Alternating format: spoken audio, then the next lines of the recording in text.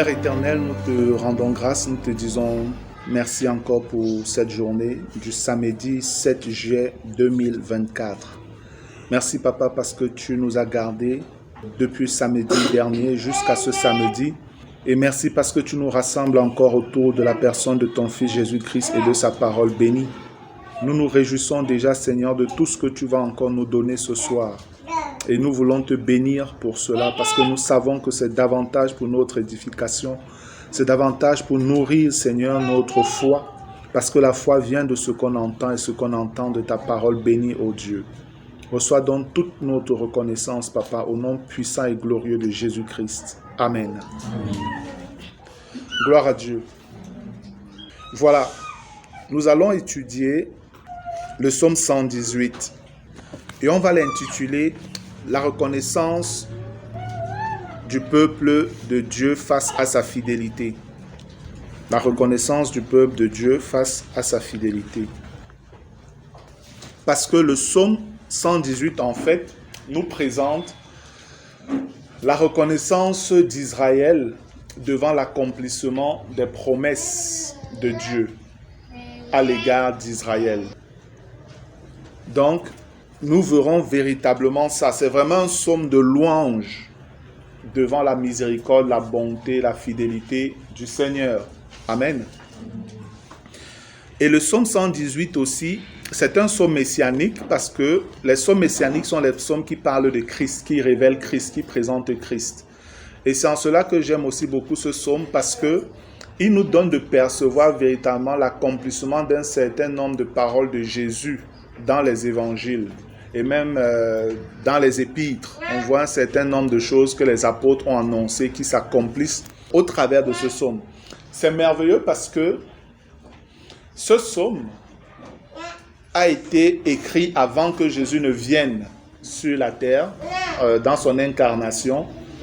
C'est merveilleux parce que un ensemble de choses sont accomplies dans ce psaume, alors que présentement même, ces choses ne sont pas encore accomplies. Amen. Ce ne sont pas des choses qui sont encore accomplies, mais nous, on va voir l'accomplissement de certaines annonces, de certaines promesses du Seigneur, de certaines prophéties dans ce psaume. C'est aussi le psaume le plus cité dans le Nouveau Testament. C'est le psaume le plus cité dans le Nouveau Testament, que ce soit à partant même des évangiles jusque dans le Nouveau Testament, partant donc de Actes jusqu'à Apocalypse. C'est le psaume qui est le plus cité dans les Écritures. Donc il est assez riche, et il est assez riche parce que véritablement il présente la fidélité de Dieu et sa grande victoire. Et c'est dans un contexte de fin de bataille d'Armageddon. Comprenez bien, c'est dans un contexte de fin de bataille d'Armageddon. Gloire à Dieu. Psaume 118 donc. Louez l'Éternel, car il est bon, car sa miséricorde dure à toujours. Qu'Israël dise, car sa miséricorde dure à toujours. Israël peut parler comme ça, parce que malgré les infidélités d'Israël, un ensemble de promesses que Dieu avait faites à Israël depuis, prenons Abraham, passant par Moïse, David, le Seigneur les accomplit malgré les infidélités, les multiples infidélités d'Israël. Dieu a été fidèle à ses promesses. Dieu a été fidèle à ses promesses. C'est pourquoi Israël peut parler comme ça.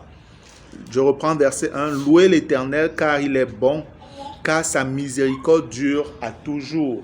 Oui, Israël peut le dire parce que pendant des milliers d'années, ils ont été rebelles à Dieu. Un autre Dieu les aurait peut-être déjà détruits, effacés totalement. Mais le Dieu d'Israël est resté fidèle, miséricordieux, jusqu'à accomplir ce qu'il avait annoncé à ses serviteurs. Comme j'ai dit, on parle d'Abraham, qui nous donne l'introduction avec le peuple d'Israël. Tout ce que Dieu a pu dire à Abraham, à Isaac, à Jacob. Et après, Moïse qui est venu, le Seigneur lui avait fait aussi des promesses, des annonces que Moïse a repris également. Il y a même certains qui pensent que ce psaume a été écrit par Moïse. Certains pensent que le psaume 118 a été écrit par Moïse. Et Tout ce que Dieu avait annoncé, promis à David, et même dans les prophètes, cela s'accomplit. Dieu a été fidèle. Il n'a pas abandonné Israël. Verset 2. Qu'Israël dise, car sa miséricorde dure à toujours. Que la maison d'Aaron dise, car sa miséricorde dure à toujours. Que ceux qui craignent l'Éternel disent, car sa miséricorde dure à toujours. Vous voyez ici qu'on parle d'Israël, ceux qui ont été infidèles. Eux aussi peuvent dire, car sa miséricorde dure à toujours. Oui, ils peuvent le dire, parce que c'est la miséricorde de Dieu si c'est qu'ils n'ont pas péri. Après, on parle d'Aaron. On sait aussi que Aaron, sur le plan de la sacrificature, sa descendance n'a pas été fidèle. Mais eux aussi peuvent dire, car sa miséricorde durera toujours, parce qu'ils méritaient le jugement féroce de Dieu. Et on parle aussi de ceux qui sont restés fidèles, de ceux qui craignent l'Éternel. Au verset 4. Que ceux qui craignent l'Éternel disent, car sa miséricorde dure à toujours. Alléluia. Verset 5. Du sein de la détresse, j'ai invoqué l'Éternel. L'Éternel m'a exaucé, m'a mis au large. Et la détresse dont il parle ici, c'était le grand groupe, l'alliance des nations contre eux, pour les détruire. Et dans leur état de détresse, ils ont crié à l'Éternel, et l'Éternel est venu à leur secours. Verset 6. L'Éternel est pour moi, je ne crains rien. Que peuvent me faire des hommes? Amen. Ça vous rappelle une parole. L'apôtre Paul reprend ça. Si vous vous souvenez, dans Romains 8, on peut voir ça rapidement. Dans Romains au chapitre 8, le verset 31, il est écrit: que dirons-nous donc à l'égard de ces choses? Si Dieu est pour nous, qui sera contre nous? Amen. C'est donc ce qui est repris ici.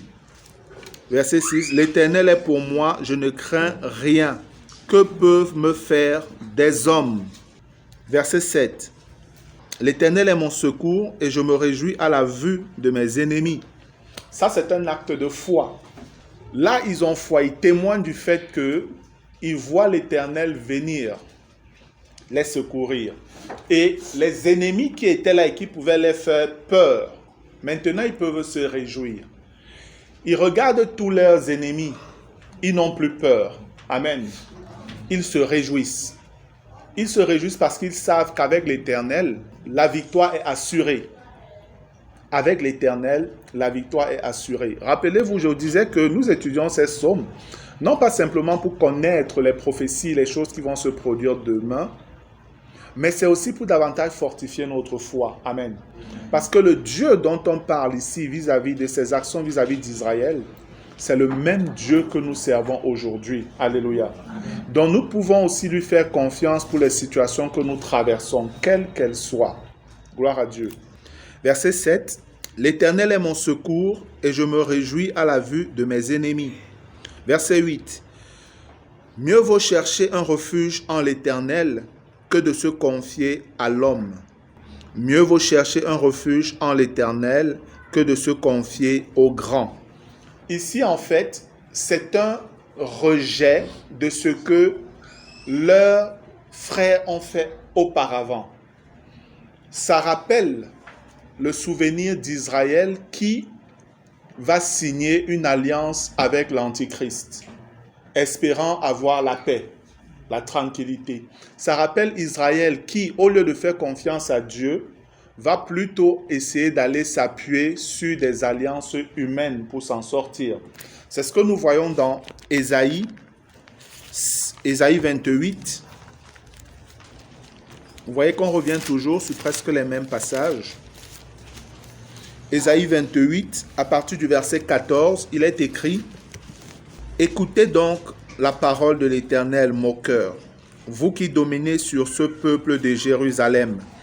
Donc voilà ce que les leaders de Jérusalem avaient fait. Vous dites, nous avons fait une alliance avec la mort. Nous avons fait un pacte avec le séjour des morts. Quand le fléau débordé passera, il ne nous atteindra pas, car nous avons la fausseté pour refuge et le mensonge pour abri. On a déjà expliqué ce passage. Ici, c'est une forme d'ironie que le Seigneur manifeste vis-à-vis des chefs d'Israël. En réalité, ce n'est pas ce que ces gens-ci disent. Ces gens, eux, ils sont plutôt en train de se glorifier de l'alliance qu'ils ont faite. Mais Dieu leur parle en leur révélant avec qui ils ont signé l'alliance. Vous vous glorifiez, mais vous ne savez pas que c'est avec la mort que vous avez fait l'alliance. Vous vous glorifiez, mais vous ne savez pas que c'est avec le séjour des morts que vous avez signé cette alliance-là.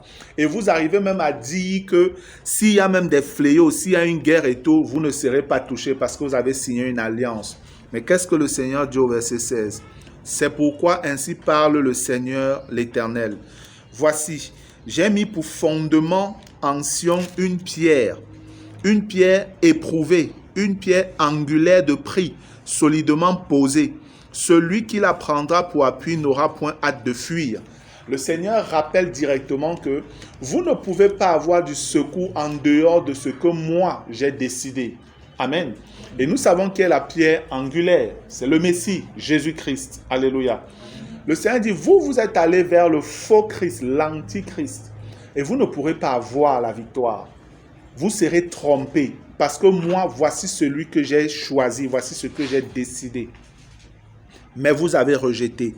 Verset 17. Je ferai de la droiture une règle et de la justice un niveau. Et la grêle emportera le refuge de la fausseté. Et les eaux inonderont l'abri du mensonge.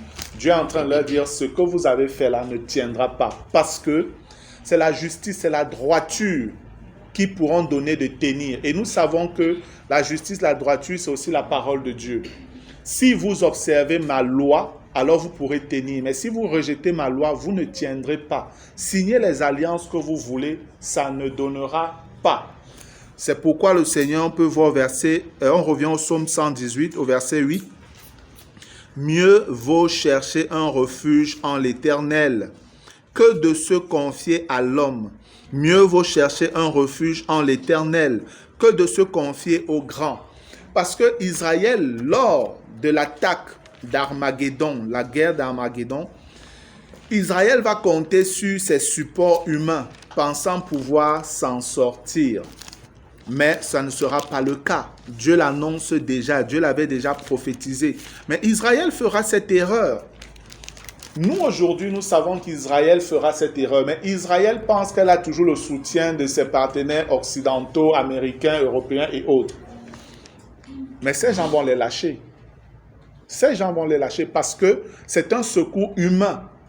Et ils cherchent du secours dans le monde qui est l'image de l'Égypte. Ou alors l'Égypte qui représente le monde. Quand nous regardons toujours dans Ésaïe 29, regardons un peu dans Ésaïe 29, Ésaïe 30, s'il vous plaît. Ésaïe 30, verset 1. Il est écrit, « Malheur, dit l'Éternel aux enfants rebelles, qui prennent des résolutions sans moi et qui font des alliances sans ma volonté pour accumuler péché sur péché, qui descendent en Égypte sans me consulter pour se réfugier sous la protection de Pharaon et chercher un abri sous l'ombre de l'Égypte. La protection de Pharaon sera pour vous une honte et l'abri sous l'ombre de l'Égypte une ignominie. Déjà ses princes sont à Tsoan et ses envoyés ont atteint Anès. Tous seront confus au sujet d'un peuple qui ne leur sera point utile, ni pour les secourir, ni pour les aider, mais qui fera leur honte et leur opprobre. Oui, parce que Israël va finir par être humilié. Lorsqu'on regarde dans Ésaïe 31, c'est presque la même chose que le Seigneur dit. Regardez comment Dieu avertit Israël dans les Écritures, dans le livre des prophètes d'Israël. Mais Israël ne comprend pas. C'est nous, les gens des nations, qui comprenons. C'est la grâce et le privilège que le Seigneur nous a fait à nous, l'Église. Amen. C'est en Christ que nous avons les lumières sur ces choses-là. Parce que Israël va faire ces erreurs-là. C'est pas encore, en fait, ils sont déjà dedans, mais ils vont davantage concrétiser leur erreur par des alliances. Ésaïe 31, à partir du verset 1, il est écrit, Malheur à ceux qui descendent en Égypte pour avoir du secours, qui s'appuient sur des chevaux et se fient à la multitude des chars et à la force des cavaliers, mais qui ne regardent pas vers le Saint d'Israël et ne recherchent pas l'Éternel. Israël aujourd'hui se vante d'être une des armées les plus puissantes. Ils ont la bombe atomique, ils ont le dôme de protection et tout ça. Ils pensent que c'est avec ça qu'ils vont s'en sortir. Aujourd'hui, la guerre même qui se passe en Palestine avec le Hamas et tout ça là à Gaza, Israël est sûr que nous, on va les terrasser, on va finir avec eux, on va gagner, on est puissant, on est fort et tout ça. Mais Israël est en train d'aller vers sa déchéance, vers l'humiliation. Et c'est dans cet état d'humiliation qu'Israël va pouvoir crier don à Dieu. Nous verrons ça devant. Verset 2. Lui aussi, cependant, il est sage. Il fait venir le malheur et ne retire point ses paroles. Il s'élève contre la maison des méchants et contre le secours de ceux qui commettent l'iniquité. L'Égyptien est homme et non Dieu. Ses chevaux sont chair et non esprit. Quand l'Éternel étendra sa main, le protecteur chancellera, le protégé tombera, et tous ensemble, ils périront. Dans un moment, Dieu va faire ce que tous les secours, les supports d'Israël tombent. Et ça, ce sera pour amener Israël à l'état où Dieu dit « Venez à moi, vous tous qui êtes fatigués et chargés, et je vous donnerai du repos. » Amen. Jésus l'a dit. Cette parole, nous la prenons souvent davantage comme pour nous, les chrétiens. Non, en fait, c'est à Israël que le Seigneur s'adresse d'abord. C'est d'abord aux Juifs qu'il s'adresse. Mais les Juifs ne comprennent pas. Mais ils vont devoir comprendre. Et pour qu'ils comprennent, Dieu va les amener vraiment à l'étroit. Un moment où ils n'auront plus aucun recours. Le monde va les lâcher. Tous les supports vont les lâcher. Leurs soutiens vont les lâcher. Et ils vont simplement se dire, il n'y a plus que l'Éternel. C'est à ce moment qu'ils vont donc crier à celui qu'ils avaient rejeté. Gloire à Dieu. Donc je relis les versets 8 et 8 là, 8, 9 dans le psaume 118. Mieux vaut chercher un refuge en l'Éternel que de se confier à l'homme. Mieux vaut chercher un refuge en l'Éternel que de se confier aux grands. Les grands, c'est les puissants du monde, voilà. Verset 10. Toutes les nations m'environnaient. Au nom de l'Éternel, je les taille en pièces. Alléluia. Ici, on voit réellement un rapport avec la bataille d'Armageddon, où la majorité des nations du monde, ici même on dit toutes les nations, parce que presque tout le monde fera une coalition contre Israël. Mais regardez ce que ce petit peuple-là peut dire. Toutes les nations m'environnaient. Au nom de l'Éternel, je les taille en pièces. Ce n'est plus par leur force. Ils ne comptent plus sur leurs amis. Ils ne comptent plus sur leurs alliés. Mais comme David, ils disent au nom de l'Éternel. David a dit quoi à Goliath? Toi, tu viens avec l'épée, les javelots et tout. Moi, je viens vers toi au nom de l'Éternel. Je viens vers toi au nom, je viens contre toi au nom de l'Éternel. Donc Israël va finalement se tourner vers son Dieu et le Seigneur va témoigner donc de sa fidélité. Nous verrons encore l'accomplissement d'une merveilleuse parole du Seigneur devant. Verset 11. Elle m'environnait, m'enveloppait. Au nom de l'Éternel, je les taille en pièces. Elles m'environnaient comme des abeilles. Elles s'éteignirent comme un feu d'épines. Au nom de l'Éternel, je les taille en pièces. Amen. En fait, ces paroles sont pour montrer le grand nombre de nations qui s'élèvera contre Israël. Un grand nombre de peuples, d'armées dans le monde vont se lever contre Israël. Mais regardez avec quelle facilité Israël va vaincre.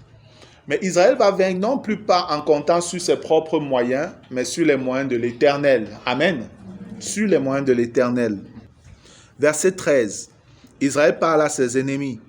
Tu me poussais pour me faire tomber, mais l'Éternel m'a secouru. Alléluia. Et nous savons que l'Iran a toujours menacé de repousser Israël jusqu'à la mer et faire tomber Israël dans la mer. L'Iran l'a toujours dit. Son ancien président, Mahmoud Ahmadinejad, l'a toujours chanté. Je pense qu'il est même parmi les candidats aux élections en Iran là. Il est possible qu'il revienne même au pouvoir. Et si quelqu'un comme Mahmoud Ahmadinejad revient au pouvoir, frères, on est en train d'aller toujours vers les éléments d'accomplissement des prophéties. Amen. Parce que c'est quelqu'un qui était ouvertement anti-juif. Il ne se cachait pas, il le disait ouvertement dans les télés, menaçait, faisait des discours. Il n'y avait pas un discours que Mahmoud Ahmadinejad faisait sans menacer Israël, sans dire qu'on va repousser Israël jusqu'à la mer, on va vous rejeter à la mer, vous allez disparaître, on va effacer le nom d'Israël. C'est pourquoi vous regardez les cartes du monde arabe, l'Iran et tout ça, Israël n'existe pas sur leur carte. Israël n'existe pas sur leur carte. Donc vous pouvez voir leur mindset, leur pensée, les désirs de leur cœur. Ils ne sont pas en train de s'amuser. Au verset 13, il dit, « Tu me poussais pour me faire tomber, mais l'Éternel m'a secouru. » Alléluia. « L'Éternel est ma force et le sujet de mes louanges. Il est devenu mon salut. » Alléluia. Ça montre qu'avant, il n'était pas son salut. Pas que l'Éternel refusait, mais Israël rejetait l'Éternel. De la même manière qu'aujourd'hui, le salut est offert à tous les hommes. Mais les hommes rejettent l'Éternel comme leur salut. Nous qui avons cru, on peut dire que le Seigneur est devenu notre salut. Amen. Parce qu'avant, il ne l'était pas. Israël ici reconnaît maintenant que l'Éternel est devenu son salut. Verset 15. Des cris de triomphe et de salut s'élèvent dans les tentes des justes. La droite de l'Éternel manifeste sa puissance. La droite de l'Éternel est élevée. La droite de l'Éternel manifeste sa puissance. Nous avons vu la dernière fois que la droite parlait de la faveur de Dieu. Et quand on dit ici que la droite de l'Éternel manifeste sa puissance, c'est que Dieu met toute sa puissance, toute sa force pour venir défendre Israël. Israël rentre dans les pleines grâces, les pleines faveurs, les pleines bénédictions de l'Éternel. Amen. Verset 16. La droite de l'Éternel est élevée, la droite de l'Éternel manifeste sa puissance. Le verset 17 dit, « Je ne mourrai pas, je vivrai, et je raconterai les œuvres de l'Éternel. » Vous connaissez un temps, il y a une louange qui dit ça, n'est-ce pas? Il y a un groupe chrétien là qui a chanté ça. Je crois que ce sont des Ivoiriens. « Je ne mourrai pas, je vivrai, et je raconterai les œuvres de l'Éternel. » Ceci fait référence à Zacharie au chapitre 8. Israël a vaincu. Israël a vaincu. Les nations vont finir par reconnaître que c'est le Dieu d'Israël qui est le véritable Dieu. Amen. Voici pourquoi je vous disais que certains frères disent que c'est lors de la 3e guerre mondiale, ce qu'ils appellent l'attaque de Gog et Magog, que Israël va vaincre ses ennemis et le monde va reconnaître que c'est le Dieu d'Israël qui est Dieu et l'islam va disparaître même et tout ça. Mais après, l'Antichrist va encore venir quand même séduire Israël, dominer le monde et tout. Non, c'est pas cohérent. C'est pas cohérent. Par contre, ici, on voit Israël qui avait déjà signé un pacte avec l'Antichrist parce qu'ils ont été séduits. Et dans leur grande espérance de délivrance, de soutien de l'Antichrist, ils sont déçus. Sous l'impulsion de Dieu. C'est Dieu qui va créer la zizanie là. Pour que Israël n'ait plus d'appui. Tous ces appuis vont lâcher. Et le monde va se retourner contre Israël. Dieu va mettre Israël à l'étroit. De manière qu'Israël n'aura pas de choix que de crier à Dieu, sinon il disparaît. Sinon il disparaît. C'est ainsi donc que le Seigneur va intervenir. Et nous voyons ça dans Ézéchiel. Regardons un peu dans Ézéchiel. Ézéchiel 39. Ézéchiel 39. Je vais lire à partir du verset 7. Il est écrit: « Je ferai connaître mon saint nom au milieu de mon peuple d'Israël. Et je ne laisserai pas... » Non, je vais même commencer plus haut. Commençons au verset 1. Commençons au verset 1 pour être cohérent avec ce que je venais de dire. Et toi, fils de l'homme, prophétise contre Gog. Tu diras, ainsi parle le Seigneur l'Éternel. Voici, j'en veux à toi, Gog, prince de Roche, de Méchec et de Tubal. Je t'entraînerai et je te conduirai. Je te ferai monter des extrémités du septentrion et je t'amènerai sur les montagnes d'Israël.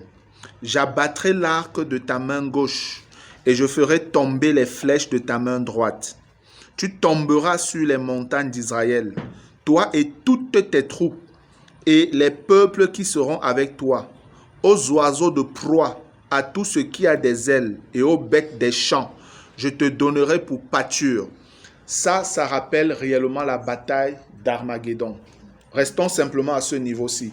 Parce que certains disent que Gog et Magog, c'est la 3e guerre mondiale. Et moi-même, je le pensais avant. Et je vous expliquais que j'ai pris le temps encore d'aller devant le Seigneur pour examiner ça. Et ça ne donnait pas. Ça coinçait. Cette description qui est faite ici, gardez la main dans Ézéchiel 39. Allons dans Apocalypse 19.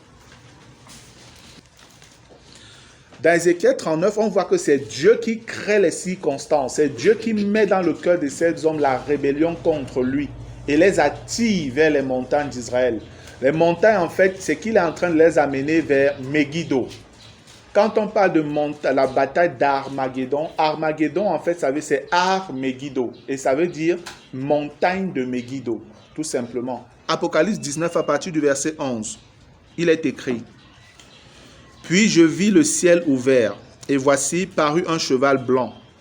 Celui qui le montait s'appelle fidèle et véritable, et il juge et combat avec justice. Ses yeux étaient comme une flamme de feu, sur sa tête étaient plusieurs diadèmes. Il avait un nom écrit que personne ne connaît si ce n'est lui-même. Et il était revêtu d'un vêtement teint de sang. Son nom est la parole de Dieu. Alléluia. Les armées qui sont dans le ciel le suivaient sur des chevaux blancs, revêtus d'un fin lin blanc pur. Qui est monté sur le cheval ici? Léandra, Paul Bernard, Stéphanie Judas et aussi Jennifer. Peut-être 4 personnes, voilà. Et puis Joël aussi. Nous sommes une vingtaine, une trentaine, il y a à peine 5-6 personnes. Ah, Benita aussi. Nous tous, on va monter sur les chevaux le moment là, frère. Amen. Même ceux qui n'ont jamais appris à cavaler ou je ne sais pas, ils vont seulement monter, ils vont réussir. Alléluia. Tous, on va monter. Donc, on dit au verset 14, les armées qui sont dans le ciel le suivaient sur des chevaux blancs, revêtus d'un fin lin blanc pur. De sa bouche sortait une épée aiguë pour frapper les nations. Ce sont les nations dont on parle dans le psaume là-bas, ces nations qui se sont mis ensemble contre Israël. Il les pétra avec une verge de fer et il foulera la cuve du vin de l'ardente colère du Dieu Tout-Puissant. Oui, parce que la droite de l'Éternel s'est élevée et est avec Israël. La colère de Dieu est donc contre les ennemis d'Israël maintenant. Verset 16. Il avait sur son vêtement et sur sa cuisse un nom écrit « Roi des rois et Seigneur des seigneurs ». Là, on arrive maintenant à la bataille d'Armageddon. On dit au verset 17, « Et je vis un ange qui se tenait où? Dans le soleil. » Waouh! Il cria d'une voix forte, disant à tous les oiseaux qui volaient au milieu du ciel, c'est ce qu'on venait de lire dans Ézéchiel, « Venez, rassemblez-vous pour le grand festin de Dieu, afin de manger la chair des rois, la chair des chefs militaires, la chair des puissants, la chair des chevaux et de ceux qui les montent, la chair de tous, libres et esclaves, petits et grands. » On a aussi vu les grands dans le psaume 118 tout à l'heure. Et je vis la bête, l'Antichrist, les rois de la terre et leurs armées rassemblées pour faire la guerre à celui qui était assis sur le cheval et à son armée. Et la bête fut prise et avec elle le faux prophète qui avait fait devant elle les prodiges par lesquels il avait séduit ceux qui avaient pris la marque de la bête et adoré son image.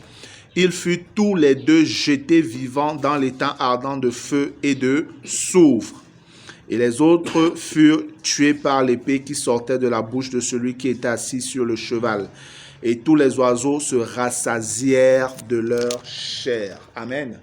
Donc, Quand on revient au chapitre 39 d'Ézéchiel, on se rend compte qu'on est en pleine bataille d'Armageddon. Ce n'est pas la Troisième Guerre mondiale. La guerre qui va créer la venue de l'Antichrist aura déjà eu lieu. Ça aura déjà eu lieu. Là, on est à la fin de la guerre d'Armageddon, comme on vient de le voir. Donc, je relis dans Ézéchiel 39, le verset 4.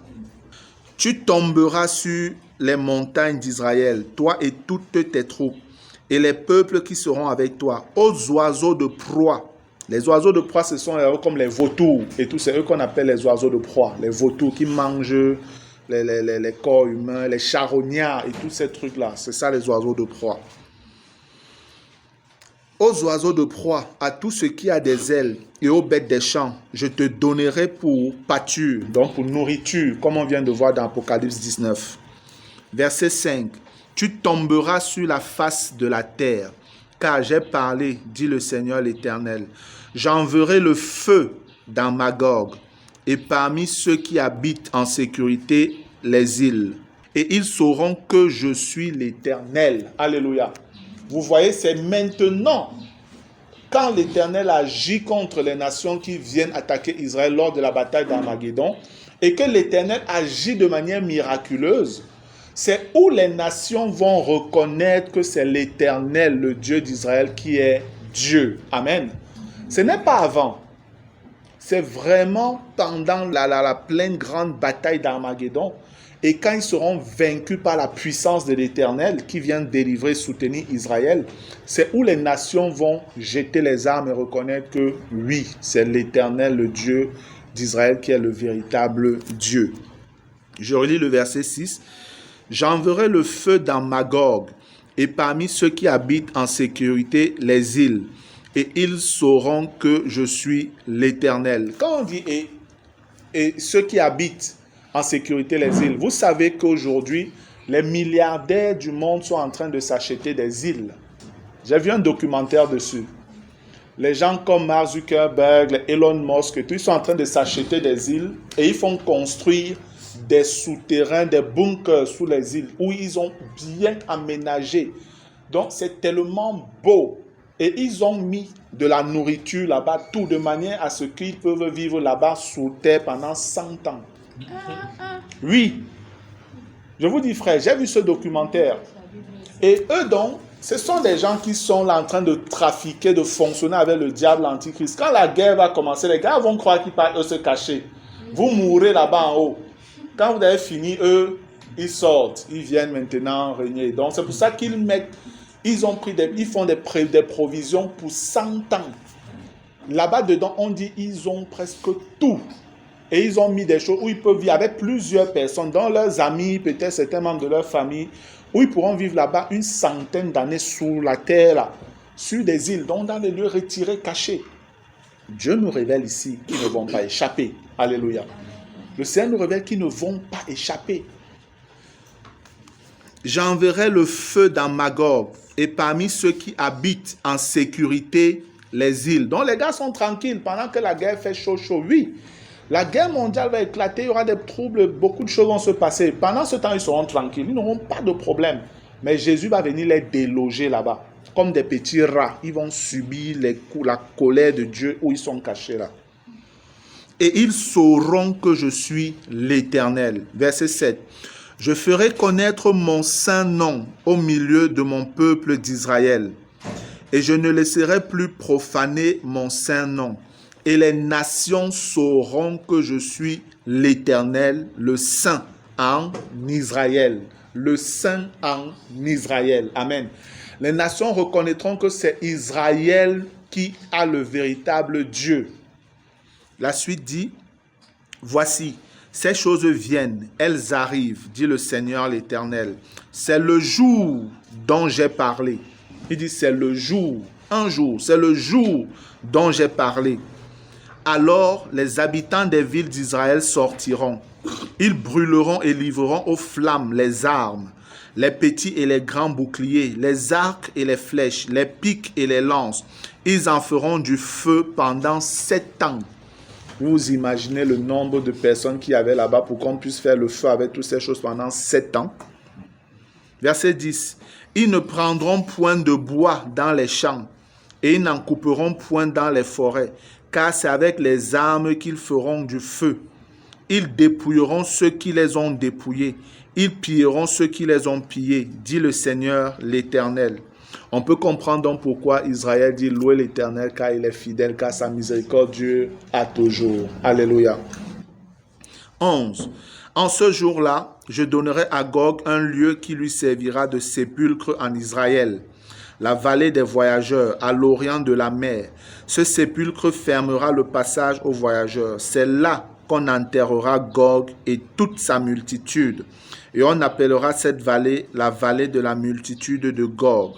La maison d'Israël les enterrera afin de purifier le pays, et cela durera 7 mois. Vous vous rendez compte le nombre de morts qu'il y aura?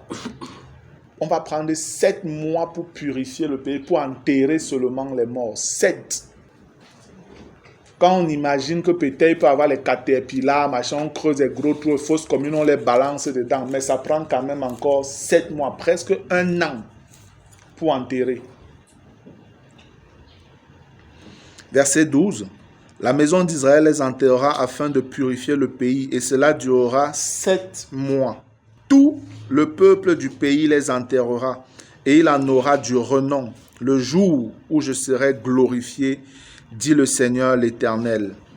Ils choisiront des hommes qui parcourront sans cesse le pays et qui enterreront avec l'aide des voyageurs les corps restés à la surface de la terre. Ils purifieront le pays et ils seront à la recherche pendant 7 mois entiers. Voilà, on continue dans ce cycle-là. On revient donc dans le psaume 118. Donc, je reprends à partir du verset 17. Je ne mourrai pas, je vivrai, je raconterai les œuvres de l'Éternel. On peut raconter les œuvres de l'Éternel parce que l'Éternel a fait des œuvres grandes et glorieuses. On peut maintenant porter le message de l'Éternel aux nations parce que l'Éternel nous a sauvés. On allait nous détruire, mais on n'est pas mort. C'est pourquoi il dit, je ne mourrai pas, je vivrai. Et en reconnaissance, je témoignerai des œuvres de l'Éternel. Amen. Regardons donc un peu ce témoignage dans Zacharie au chapitre 8, comme je l'ai annoncé. Zacharie le chapitre 8, verset 20, il est écrit, Zacharie 8, à partir du verset 20, il est écrit, « Ainsi parle l'Éternel des armées, il viendra encore des peuples et des habitants d'un grand nombre de villes. Les habitants d'une ville iront à l'autre en disant, allons implorer l'Éternel et chercher l'Éternel des armées, nous irons aussi. » Alléluia. On voit ici, ce n'est plus simplement même les Juifs qui vont, même eux-mêmes viennent, disent qu'on vient maintenant. Donc ce n'est plus comme si tu cours pour aller sortir évangéliser. Les gens viennent pour dire que parle-moi de Dieu, parlez-moi de votre Seigneur, racontez-moi les œuvres de votre Éternel, parlez-moi de lui. Aujourd'hui, on doit sortir, aller les supplier, on nous insulte, on nous verse l'eau, on méprise, tout ça. Mais quand le monde va voir notre Dieu agir, c'est le monde qui va courir maintenant vers les Juifs et dire, parlez-nous de votre Dieu là. Waouh, qu'est-ce qu'il a fait comme ça? Racontez-nous vraiment ce qu'il a fait. Et c'est comme ça qu'on voit au verset 22. Et beaucoup de peuples et de nombreuses nations viendront chercher l'Éternel des armées à Jérusalem et implorer l'Éternel. Ainsi parle l'Éternel des armées. En ces jours-là, 10 hommes de toutes les langues des nations saisiront un juif par le pan de son vêtement et diront, nous irons avec vous, car nous avons appris que Dieu est avec vous. Alléluia. Ah, c'est beau ça. Là, le monde reconnaît que l'Éternel, le Dieu d'Israël, est le seul vrai Dieu. Alléluia. Dans le verset 17 du psaume 118, nous révèle cette vérité-là. Je ne mourrai pas, je vivrai, et je raconterai les œuvres de l'Éternel. Regardez Israël qui dit au verset 18, l'Éternel m'a châtié. Oui, c'était normal parce que j'étais coupable. L'Éternel m'a châtié, mais il ne m'a pas livré à la mort. Amen. C'est comme le Seigneur l'a toujours dit dans Ésaïe, que je vais te punir, je vais te chicoter, je vais te traiter. mais je ne vais pas te détruire totalement. Je ne peux pas te laisser impuni parce que tu fais mal, ce que tu fais n'est pas normal. Mais je t'aime, oui, je t'aime, mais je vais quand même te traiter. Les hommes disent quoi? Qui aime bien châtie bien, n'est-ce pas? Et le Seigneur, même dans Hébreu, utilise et parle un peu de cette manière-là. Que c'est par amour qu'il nous châtie, parce qu'il nous reconnaît comme ses fils. Amen. Donc, la correction de Dieu, c'est aussi un témoignage de son amour, frère. Verset 18. L'Éternel m'a châtié, mais il ne m'a pas livré à la mort. Ouvrez-moi les portes de la justice. J'entrerai, je louerai l'Éternel. Voici la porte de l'Éternel. C'est par elle qu'entrent les justes. Je te loue parce que tu m'as exaucé, parce que tu es devenu mon salut. Ici, c'est Israël qui crie maintenant pour reconnaître le chemin, la personne que Dieu a choisie pour être sauvé. Quand ils disent « Ouvrez-moi les portes de la justice, j'entrerai, je louerai l'Éternel. Voici la porte de l'Éternel, c'est par elle qu'entrent les justes. Je te loue parce que tu m'as exaucé, parce que tu es devenu mon salut. » Et après ils disent « La pierre qu'ont rejeté ceux qui bâtissaient est devenue la principale de l'angle. » Alléluia. Ils reconnaissent en Christ le Messie, leur sauveur. Maintenant, ils veulent la loi de l'Éternel. C'est ça qu'ils appellent la justice, la porte de la justice. C'est Jésus qui est la porte. Amen. C'est Jésus qui est la porte. Quand il dit « montrez-nous », c'est lui qu'on veut. On reconnaît maintenant que c'est lui qui est la porte. Jésus a dit « je suis la porte ». C'est à Israël que Jésus disait ça d'abord. C'est d'abord à Israël que le Seigneur le disait quand il en parle dans Jean 10. C'est d'abord à Israël qu'il en parle. C'est ici que vous comprenez l'importance de comprendre la structure de la Bible. Amen. Si vous ne comprenez pas la structure de la Bible, frère, même l'interprétation des prophéties sera embrouillée. Ça sera embrouillé. Mais quand vous avez compris la structure de la Bible, vous savez mettre chaque chose à sa place. Alléluia. Et vous voyez l'accomplissement des prophéties de manière merveilleuse et équilibrée. Voilà Israël qui avait rejeté le Seigneur, qui n'avait pas reconnu en lui, loin de l'Éternel, le choisi, le Messie. Maintenant, il a agi, il a intervenu, il est venu dans sa gloire. Et voilà Israël qui dit « Ouvrez-moi les portes de la justice, j'entrerai, je louerai l'Éternel. Voici la porte de l'Éternel. » C'est par elle qu'entrent les justes. Je te loue parce que tu m'as exaucé, parce que tu es devenu mon salut. Et qui est ce salut? La pierre qu'ont rejeté ceux qui bâtissaient est devenue la principale de l'angle. Donc Israël va bâtir désormais en s'appuyant sur Jésus. Amen.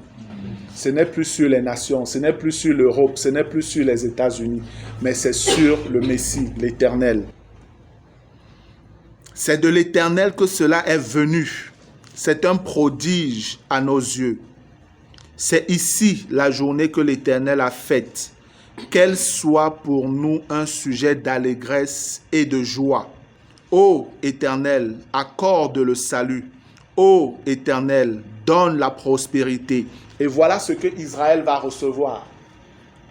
Israël va recevoir le message du salut, la bonne nouvelle du royaume, pour aller vers les nations l'annoncer.